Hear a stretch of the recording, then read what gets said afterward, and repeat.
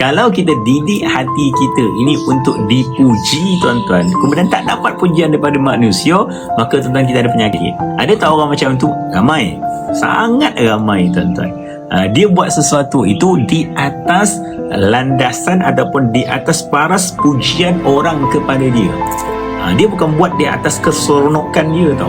Dia buat di atas pujian orang. Maka benda ni, tuan-tuan, dia akan rasa sakit.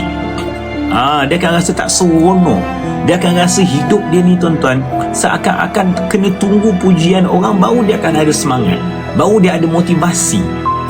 Hidup kita ni tak perlukan motivasi daripada orang lah. Hidup kita ini perlukan motivasi daripada diri kita sendiri. Engkau pagi tadi dah solat, engkau dah baca Quran, itu dah cukup menjadi satu motivasi dalam hidup engkau untuk engkau mulakan hari engkau dengan penuh bersemangat.